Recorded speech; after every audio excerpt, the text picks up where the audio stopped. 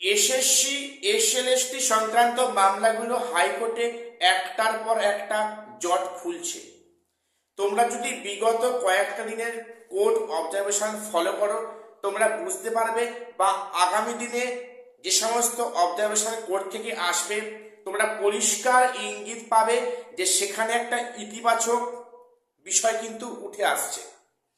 তো আজকের ভিডিওটা স্কিপ না করে প্রথম থেকে শেষ অবধি দেখো এবং প্রত্যেকের চ্যানেলটা সাবস্ক্রাইব করে রাখবে এমন গুরুত্বপূর্ণ আপডেট সবার আগে পাওয়ার জন্য। দেখো, তোমরা জানো গতকাল মহামান্য কলকাতা হাইকোর্টে বেসিক্যালি দুটো বিষয়ে মামলার শুনানি হয়। তার মধ্যে একটি বিষয় হলো যে বিষয়টি খুবই একটা মানে মূল্যহীন একটা বিষয়, যেটা আমার কাছে মনে হয়েছে। দেখো, কোর্টে তো এসএসসি সংক্রান্ত প্রচুর মামলা হচ্ছে এবং সবই কিন্তু কমিশনের এগেনস্টে হচ্ছে, এবং সব মামলা যে কমিশনের ভুল বা ত্রুটি এমনটা কিছু নয়। সেখানে কিছু ক্যান্ডিডেটের সেখানে দোষ বা ত্রুটি সেখানে অবশ্যই আছে। কেন বললাম? দেখো, কালকে যে প্রথম মামলাটা শুনানি হয় এই সংক্রান্ত, সেখানে বিষয়টা হচ্ছে কি, এক ক্যান্ডিডেট তিনি অভিযোগ করেন, তার আইনজীবী অভিযোগ করেন ওই candidate actually female candidate, female category. উনি ভুল করে সাইবার ক্যাফে উনি ভুল করে মেল ক্যান্ডিডেট হিসাবে টিক মেরে সেখানে ফর্ম ফিল আপ করে, এবং সেখানে উনি যে কাট অফ পেয়েছেন, উনি সম্ভবত 61 মানে পেয়েছেন, মানে কোনো সাবজেক্টে আউট অফ মনে হচ্ছে 80 মধ্যে। তো সেখানে সেখানে ফিমেল কাট অফ গেছে সম্ভবত তার থেকে কম, কিন্তু মেল কাট অফ গেছে তার থেকে বেশি।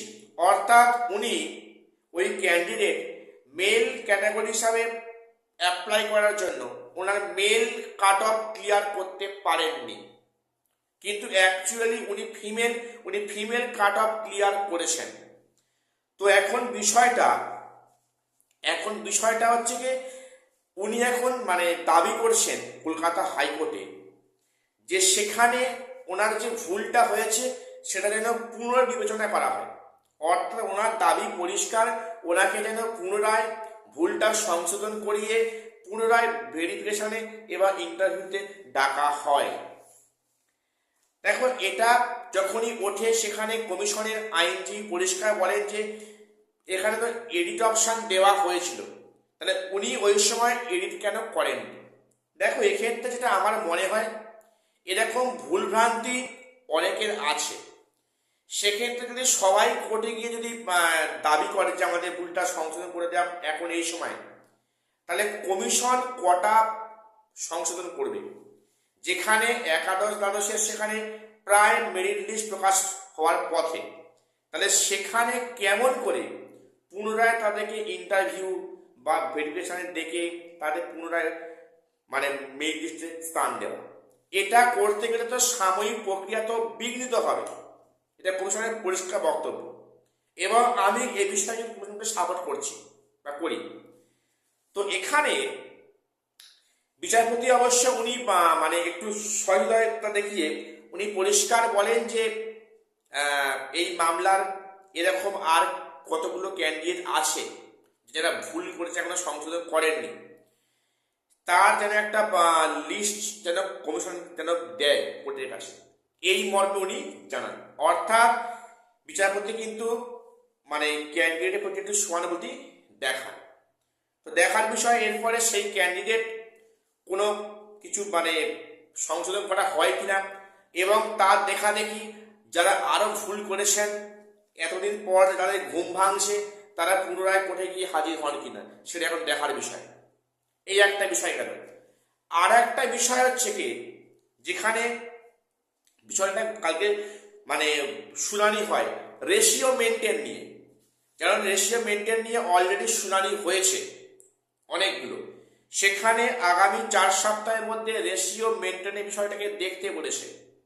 এখন তো সেখানে তারা দাবি করেন যে অনেক সাবজেক্টে সেখানে ভেরিফিকেশনে অনেক বাদ গিয়েছে, তাহলে সমসংখ্যক ক্যাটাগরিকে কেন দেখা হবে না, এবং তাদের বক্তব্য যে কজন বাদ গেল ভুয়ো মানে তথ্য প্রদান করে, সেক্ষেত্রে যে বাদ গেল, তাহলে সেই জায়গাতে বহু যোগ্য এবং সেখানে হচ্ছে গিয়ে ফ্রেশাররা ঢুকতে পারতো, তাহলে সেখানে সিটটা ব্লক করলো এবং তাদেরকে কোনো ব্যবস্থা নেওয়া হবে না কেন, সেটা কিন্তু অবশ্যই আইনজীবী উল্লেখ করে।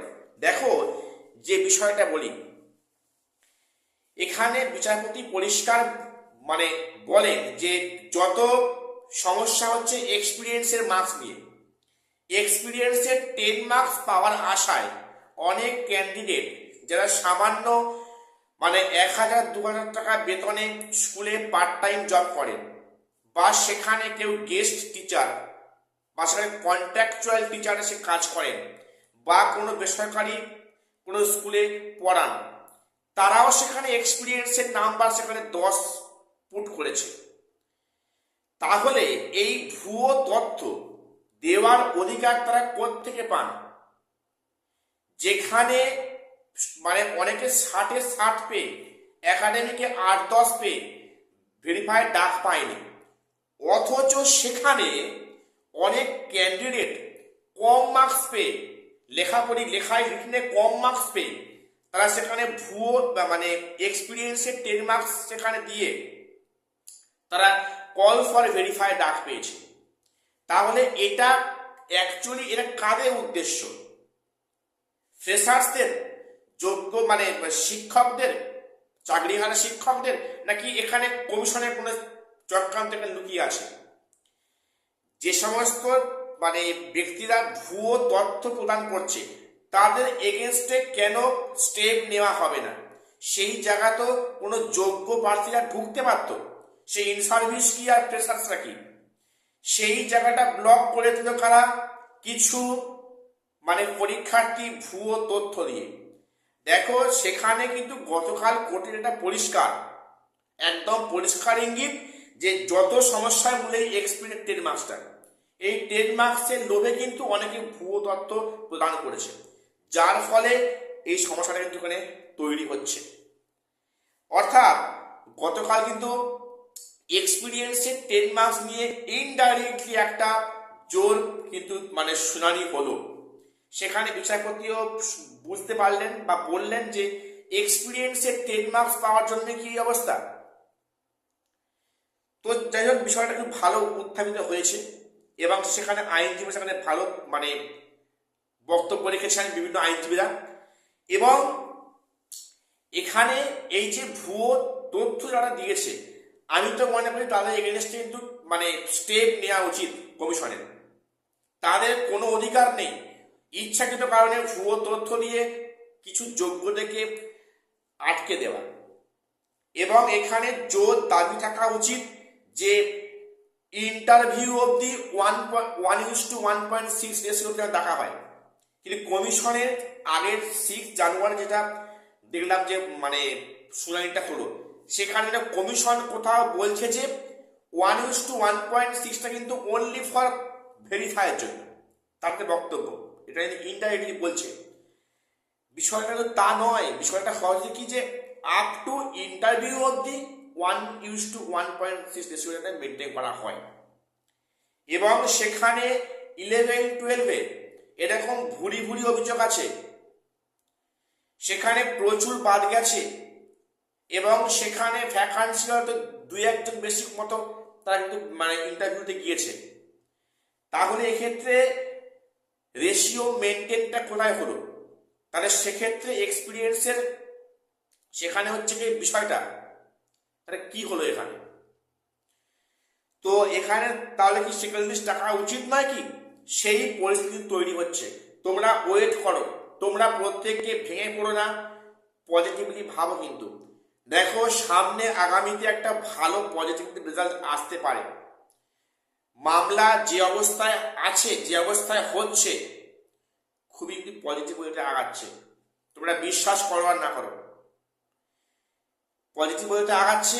আশা করছি একটা ভালো কিন্তু পজিটিভ একটা দিক অবশ্যই উঠে আসবে, বিশেষ করে এক্সপিরিয়েন্সের 10 মার্কস নিয়ে বা রেশিও মেনটেন নিয়ে। ঠিক আছে? তো গতকাল এই পরিস্থিতিটা হওয়ার পর থেকে কিন্তু সেকেন্ড লিস্ট প্রকাশে কিছু সাবজেক্টের সম্ভাবনাটা কিন্তু অনেকটাই বেড়ে যাচ্ছে। আর বিচারপতি গতকাল দেখলাম যা টেন্ডেন্সি, উনি কিন্তু করাতে এটা দেখবেন যে রেশিও ঠিকঠাক মেনটেন হচ্ছে কিনা। ঠিক আছে, সেখানে কমিশন যতই বলুক যে এক্সপিরিয়েন্স স্টেজে, সেখানে হচ্ছে কি আর টাকা হবে না, সেকেন্ড লিস্ট আসবে না, আসতে বাধ্য। ঠিক আছে, চাপ পড়লে আসতে বাধ্য, এটা মনে রাখো। তো আজকে এটুকুই আপডেট দেওয়ার ছিল। প্রত্যেকে চ্যানেলটা সাবস্ক্রাইব করে রাখবে এবং গুরুত্বপূর্ণ নিউজ সবার আগে পাওয়ার জন্য। আর শেষ করছি, দেখা হচ্ছে পরে কোনো আপডেট নিয়ে।